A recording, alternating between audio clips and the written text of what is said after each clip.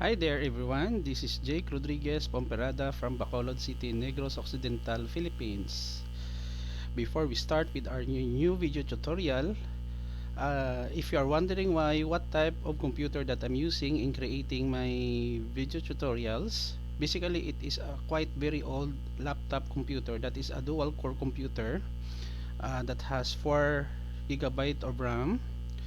It was given to me by my sister around year 2010. It runs on Windows 7 operating system, 32-bit architecture, and then I'm using Bandicam, and then a very old A4 Tech web camera. That's the devices that I'm using in the headset when I'm creating this video tutorial, guys. By the way, I would like to say thank you very much for our new subscriber to my channel. I am very delighted that there are already some new subscriber who have already subscribed in my channel. If you are new with my channel, welcome to my computer programming channel and information technology channel. Basically, I would like to reintroduce myself once again. I'm Jake R. Pomperada, 41 years old, living in Bacolod City, Negros Occidental, Philippines. I'm a family man. I have 2 children, and then I'm working as a science research specialist too at Technological University of the Philippines, Visayas, here in Negros Occidental, Philippines. Basically, I created this channel to share my passion in software development and software engineering, particularly with computer programming that uses different kinds of programming languages, technologies, and other things that may interest in my life. So much for that. If you like this video tutorial, please hit the like button, leave a comment in the comment section of this video tutorial, and subscribe to my channel for more upcoming video tutorial. So let's get started. In this video tutorial, we will learn how to write decimal to binary converter using Java as our programming language. Basically, guys, I'm using this Eclipse as my text editor, IDE, Helios, and then I have already written several simple programs that I have already uploaded to my channel. So let's say we will create a new program. Go to the default package, right click, new, and we just select a class. Okay, so we check this one, and then we can type the name decimal underscore binary. This will be the class name of our program. Hit the finish button. It will create the blueprint to us. Okay, now I want our program to accept input from the user, so I will borrow some codes here in average underscore value by .java. So I will just copy these commands: scanner for input output, to save us time and effort also from my end, and then I will copy this portion of the code, paste here. Okay, so I will remove these variables. So basically we are variable A. So here the title I can just modify and then type decimal to binary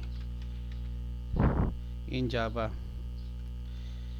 In this here we are asking the user to give a number. Give a number. That's A. Now the next step that I will do is just to copy this one and then paste. Control S to save our work, and then using a built-in function we can have here copy, paste, and then in this line we can have the binary is, and then here we can put a plus sign, and then we have here integer dot to binary string, enter. This is an argument, but in our case we simply remove that one and then put a, as simple as that. Okay, so we can go back here, and then we will copy this line of code to make our writing our program much faster and effortless. Now, before we compile our program, let me explain what are the things that apply in developing this simple program. First, we are using this Java underscore util.scanner for input output functionality of our program, and then we have your scanner input, new scanner, and then we have declared variable a, and then here we have here the title of our program, binary to decimal, decimal to binary in Java.